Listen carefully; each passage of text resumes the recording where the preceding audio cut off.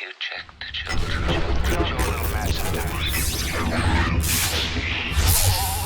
Hi, I'm Chucky. Wanna play? Sometimes that is better. You're gonna need a bigger boat. What's up, everyone? Welcome back to the Horror Show. I'm Cecil Laird. And you got Jaime and Fuego here. And we are here to do our review of a brand new release called The Night House. Now, we are here in front of our lovely Scottsdale Harkins Theaters and Cine Capri. We just got to see this movie as a part of the 2021 Phoenix Film Festival and International Horror and Sci-Fi Film Festival.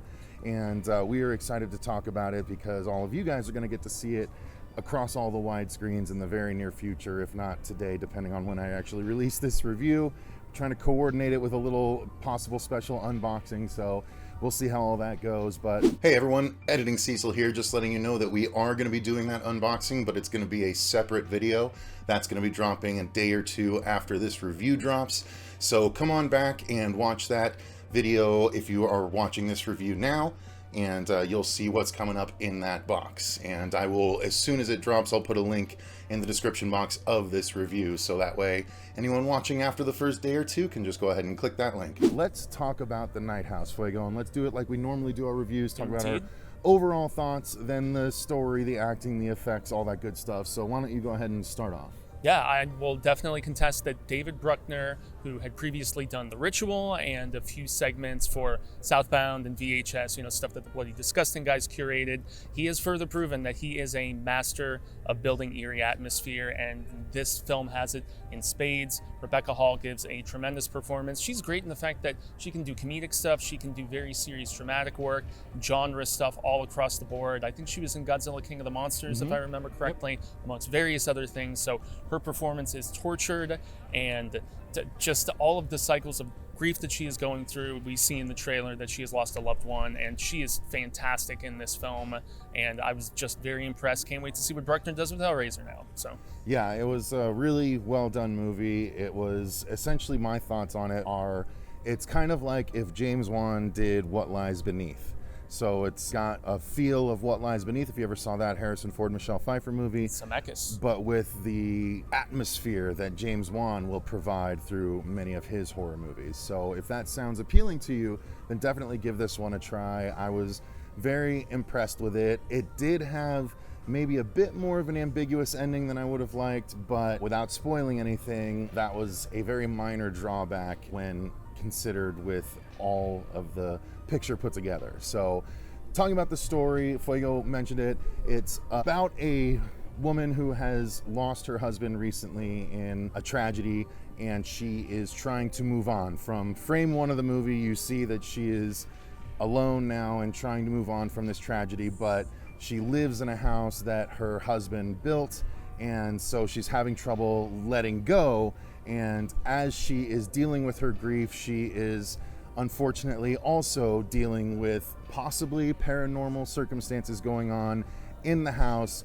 Is it her husband coming back to visit her and tell her everything's okay, deliver some kind of message to her, or is it something else?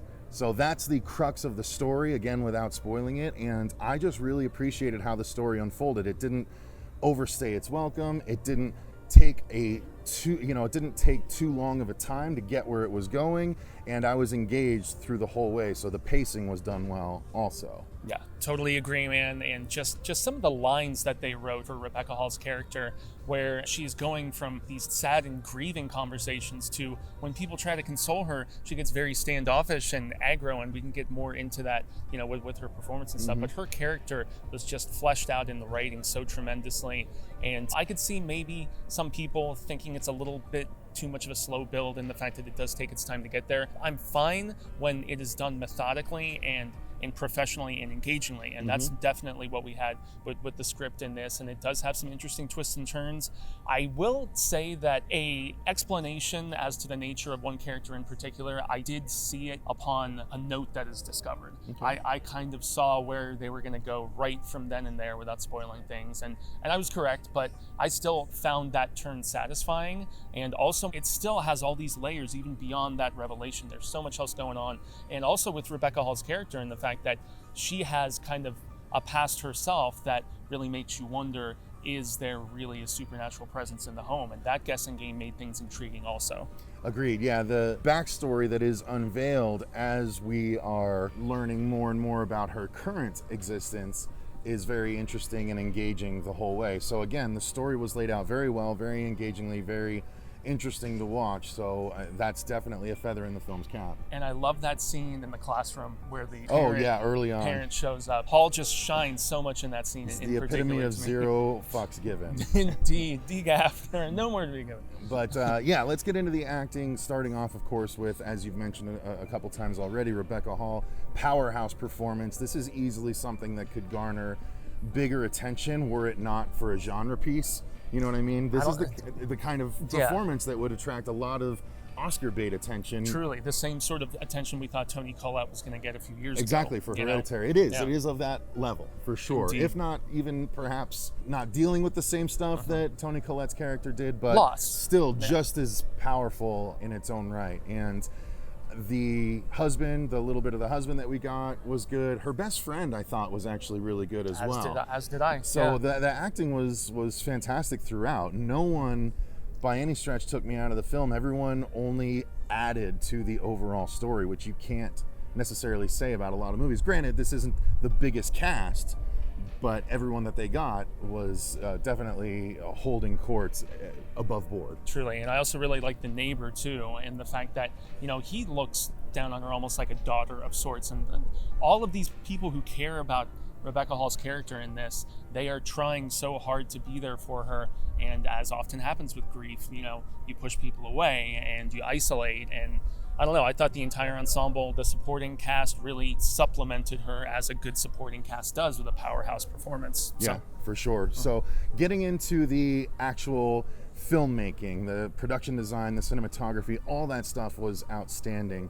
The production design itself, the house is gorgeous. Yeah. It's well Beautiful utilized through the actual film. And then there's a twist to the actual production design in the film, which I won't divulge here, but if you watch the trailers, they do give away what happens there as far as reverse floor plans, so to speak. And they also show a piece of art in the trailer that becomes very important in the film too. That's true. Yeah, a little statue, so to speak. Which felt very Hellraiser to me. It did. Like, big time. I was trying to say it did, and indeed, and it came out it did. Indubitably.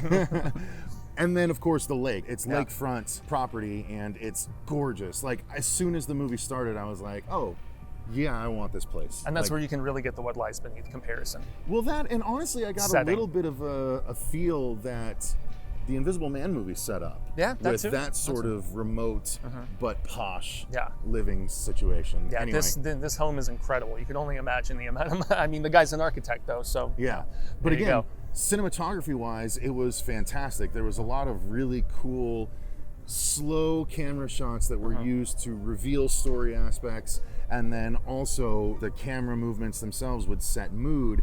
And there weren't jump scares per se, as much as camera reveals that startled you. And I love that kind of horror. Yeah, and also seeing like the reflection and like the glass of the shower and stuff. And so that's where I guess you can make the Invisible Man comparison. Well, yeah, utilizing the negative space of certain areas. Big time. Because they did it the first time and I was like, oh, I thought I remembered something else from the trailer. Then they do that thing from the trailer and I was like, oh, I hope they give it to us in threes. Give us one more really good one. And then they do, and it's really awesome. Indeed. Yeah, cinematography for you is just as pleasing, I'm assuming. Indeed, Z-Man. Yeah, this was such a pretty film. As I said, Bruckner, he just, it's not just with the camera work, it's not just with the layout, it's even the lighting at times, and, you know, wandering through woods at night. I mean, that is something that just generally puts me on edge as it is, and some of these dream sequences, and yes, I know it's cliched in horror to have dream sequence after dream sequence of these just terrifying things transpiring, but I mean, they were all so effectively shot and left me just nervous, I guess is a good way to put it. So finally, to talk about the effects, it didn't have an overabundance of crazy effects, but the effects that you got were really well utilized. There's a lot of good practical stuff. There's a reveal later in the movie that is really cool when you're talking about, perhaps without spoiling anything, Fuego, a floorboard scenario. Yes. There's the bits in the trailer that you see with the bloody footprints on the dock. Like, really cool little touches like that are utilized, but it's practical. It doesn't need to be digital. There are a couple of digital effects, but they really Not an overabundance. No, not nearly as many as the practical ones too. Yeah, and I have to give props to the sound effects because of the fact that those really build some of that tension as well. I mean, she thinks she's communicating with somebody, and we're not going to say whether she is or isn't, but some of the things that she hears and these distorted voices and stuff, I mean, anytime you can use those sort of discordant kind of, pitch alterations or even just creepy sounds. They even use a song repeatedly throughout, when stuff is just randomly turning on to build that sort of fear and urgency. It's a good creepy effect. Big time.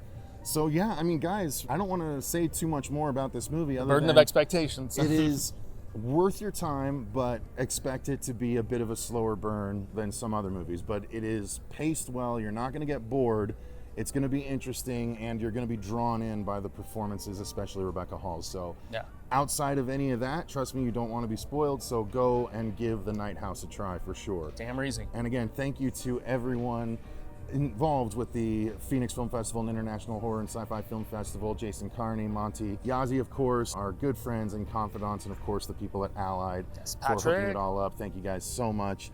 And until next time, I've been Cecil Laird. And gracias, I've been Jaime Fuego. Thank you to all of our patrons. We greatly appreciate you guys. The link to that is in the description box down below if you want to request movies for us to review. But until next time, guys, remember, stay scared.